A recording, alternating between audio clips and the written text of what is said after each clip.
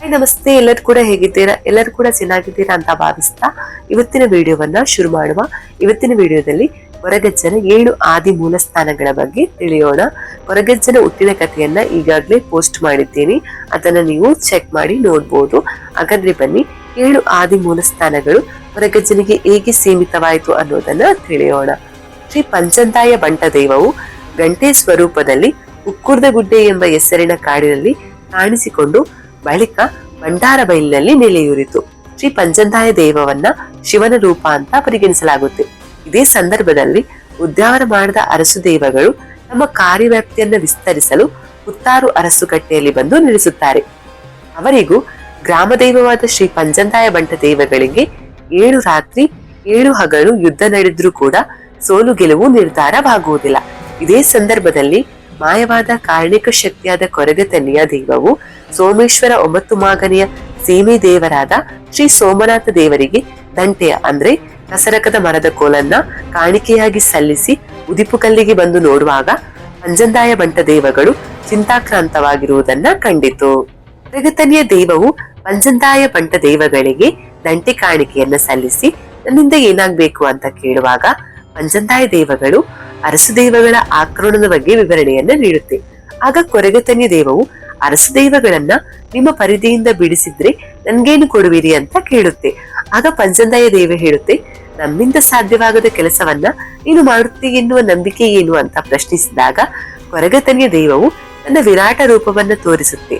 ಅದರ ವಿರಾಟ ರೂಪವನ್ನು ನೋಡಿದ ದೈವಗಳಿಗೆ ಇವನಿಂದ ಈ ಕೆಲಸ ಮಾಡುವ ಸಾಮರ್ಥ್ಯವಿದೆ ಅಂತ ಮನವರಿಕೆ ಕೂಡ ಆಗುತ್ತೆ. ಅರಸು ದೈವಗಳನ್ನ ನನ್ನ ವ್ಯಾಪ್ತಿಯಿಂದ ಬಿಡಿಸಿದ್ರೆ ನಿಮ್ಗೆ ಊರಿನಲ್ಲಿ ಅಡುಗೆ ಮಾಡಿಸಿ, ಕಾಡಿನಲ್ಲಿ ಬಡಿಸಿ, ನರ್ತನ ಸೇವೆ ಮಾಡಿಸಿ, ಇನ್ನ 7 ವರ್ಗ ಅಂದ್ರೆ 7 ಆದಿಸ್ಥಾನಗಳನ್ನ ನಿನಗೆ ಕೊಟ್ಟು ಅಲ್ಲಿ ನಿನ್ನ ಸೇವೆ ಮಾಡಲು ಕತ್ತಲಿನಲ್ಲಿ ಬೆಂಕಿ ಬೆಳಕು ಇಲ್ಲದೆ ಭಕ್ತರ ಬೇಡಿಕೆಗಳನ್ನ ಈಡೇರಿಸುವ ಜವಾಬ್ದಾರಿಯನ್ನ ನಿನಗೆ ನೀಡುತ್ತೇವೆ ಅಂತ ಪಂಚಂತಾಯ ದೈವವು ಕೊರಗತನಿಯನಿಗೆ ವಾಗ್ದಾನವನ್ನ ನೀಡುತ್ತೆ. ಹೀಗೆ ಪಂಚಂತಾಯ ದೈವದಿಂದ ವಾಗ್ದಾನವನ್ನ ಪಡೆದ ಕೊರಗತನಿಯ ದೈವವು ಪುತ್ತಾರುಗುತ್ತಿಗೆ ತೆರಳಿ ಅಲ್ಲಿ ಕಪಿಲಿ ದನವನ್ನ ಮಾಯಾರೂಪದಲ್ಲಿ ಸೃಷ್ಟಿ ಮಾಡಿ ಅದನ್ನ ಕೊಂದು ಅದರ ಕಾಲು ಕಡಿದು ತನ್ನ ಶಿರಾಕವಚದಲ್ಲಿ ಇಟ್ಟುಕೊಂಡು ಅರಸುಕಟ್ಟೆಯಲ್ಲಿ ವಿರಾಜಮಾನರಾದ ಅರಸು ದೈವಗಳ ಬಳಿ ತೆರಳಿ, ನೀವು ಧರ್ಮದ ಕಟ್ಟಿನ ಪ್ರಕಾರ ನಿಮ್ಮ ಜಾಗಕ್ಕೆ ಹೋಗಬೇಕು, ಇಲ್ಲದಿದ್ದರೆ ಈ ಪಾರೆಯನ್ನ ಅಂದ್ರೆ ಈ ಕಾಲುಗಳನ್ನ ಎಸೆದು ನಿಮ್ಮನ್ನ ಓಡಿಸುತ್ತೇನೆ ಅಂತ ಹೇಳುತ್ತಾನೆ. ಆಗ ಶುದ್ಧಾಚಾರ ದೈವಗಳಾದ ಅರಸು ದೈವಗಳು ಪಾರೆಯನ್ನು ನೋಡಿ ಅಂದ್ರೆ ಕಾಲುಗಳನ್ನ ನೋಡಿ ಅಲ್ಲಿಂದ ತಮ್ಮ ಸ್ವಕ್ಷೇತ್ರವಾದ ಉದ್ಯಾವರ ಮಾಡಕ್ಕೆ ತೆರಳುತ್ತಾರೆ. ಈ ಪ್ರಕಾರ ತನ್ನ ಮಾತು ಉಳಿಸಿದ ಕೊರಗತನಿಯ ದೈವಕ್ಕೆ ಪಂಚಂತಾಯ ದೈವಗಳು ವಾಗ್ದಾನ ನೀಡಿದಂತೆ 7 ಕಲ್ಲು 7 ವರ್ಗ ತುಂಡು ಗ್ರಾಮವನ್ನ ನೀಡುತ್ತಾರೆ. ಈ 7 ಆದಿಸ್ಥಳಗಳ ಮೂಲ ದೈವಗಳಾದ ಸಿರಿಗಳಿಗೆ ಬೇರೆ ಜಾಗವನ್ನ ಕೊಟ್ಟು ಈ ಜಾಗವನ್ನ ಕೊರಗತನಿಯನಿಗೆ ಪಂಚಂತಾಯ ದೈವವು ನೀಡಿತು. ಆದ್ದರಿಂದ ಕೊರಗತನಿಯನಿಗೆ ಕೋಲ ನಡೆಯುವ ಸಂದರ್ಭದಲ್ಲಿ ಈ ದೈವಗಳಿಗೆ ಮೊದಲ ಪ್ರಾಧಾನ್ಯತೆಯನ್ನ ನೀಡಲಾಗುತ್ತೆ. ಸಿರಿಗಳಿಗೆ ಎನ್ಮದಂತೆ ಪಿದಯಾಯಿನಕಲು ಮತ್ತು ಬೇರೆ ದೈವಗಳು ಎಂದು ಕರೆಯುತ್ತಾರೆ.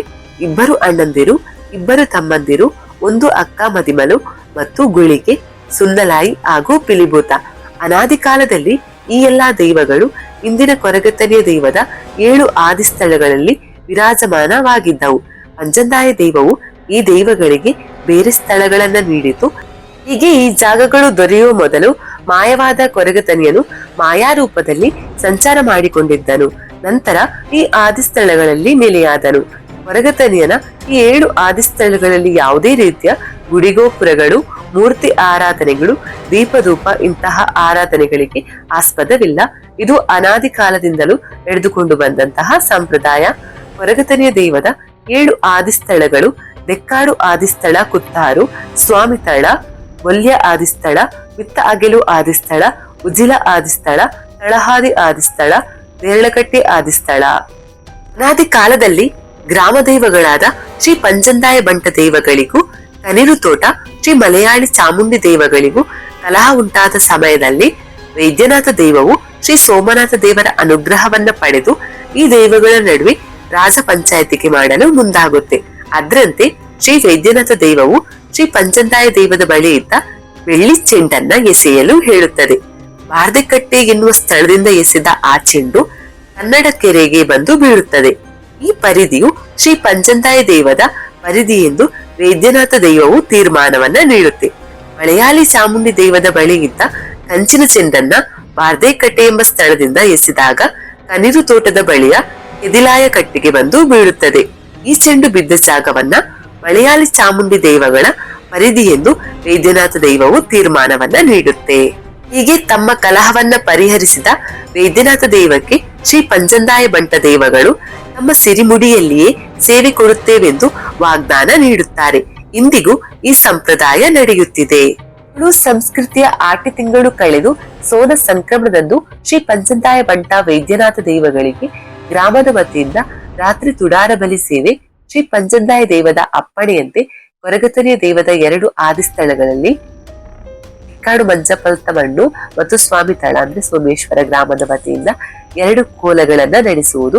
ಉಳಿದ 5 ಆದಿ ಸ್ಥಳಗಳಲ್ಲಿ ಭಂಡಾರದ ವತಿಯಿಂದ ಕೋಲಗಳನ್ನ ನಡೆಸಿ ನಂತರ ಭಕ್ತರ ಅರಕೆ ಕೋಲಗಳನ್ನು ನಡೆಸುವುದು ಇಲ್ಲಿನ ಸಂಪ್ರದಾಯ. ಕೊರಗತರಿಯ ದೈವದ ಆದಿ ಸ್ಥಳಗಳಲ್ಲಿ 6ರಲ್ಲಿ ಭಕ್ತರ ಅರಕೆ ಕೋಲಗಳನ್ನ ನಡೆಸಬಹುದು. 1 ಆದಿ ಸ್ಥಳದಲ್ಲಿ ಅಂದ್ರೆ ಸ್ವಾಮಿತಳ ಸೋಮೇಶ್ವರ ಗ್ರಾಮದ ವಂತಿಕೆಯಿಂದ 1 ಕೋಲ ನಡೆಸುವುದು ಮಾತ್ರ ವಾಡಿಕೆ. ಇದು ಅನಾದಿ ಕಾಲದಿಂದ ನಡೆದುಕೊಂಡು ಬಂದಂತಹ ಸಂಪ್ರದಾಯ. ಕೊರಗತರಿಯ ದೈವಕ್ಕೆ ಇಂದಿನ ಕಾಲದಲ್ಲಿ ತಡ್ಪೆದ ಅಗೆಲು ಸೇವೆಯನ್ನ ತಮ್ಮ ಮನೆಗಳಲ್ಲಿ ಸಲ್ಲಿಸುತ್ತಿದ್ರು. ಇದನ್ನ ಹರಕೆ ಹೇಳಿದವರ ಮನೆಯಲ್ಲಿ ಎಲ್ಲಿಯೂ ಕೂಡ ನಡೆಸಬಹುದು. ಕೊರಗತರಿಯ ದೈವಕ್ಕೆ ಆದಿ ಸ್ಥಳಗಳಲ್ಲಿ ಅಗೆಲು ನೀಡುವ ಸಂಪ್ರದಾಯವಿಲ್ಲ. ಈ ಅಗೆಲು ಹರಕೆ ನೀಡಲು ಯಾವುದೇ ಸ್ಥಳ ಪ್ರದೇಶಗಳ ನಿಯಮ ಕೂಡ ಇಲ್ಲ. ಅದನ್ನ ಎಲ್ಲಿಯೂ ನಡೆಸಬಹುದು.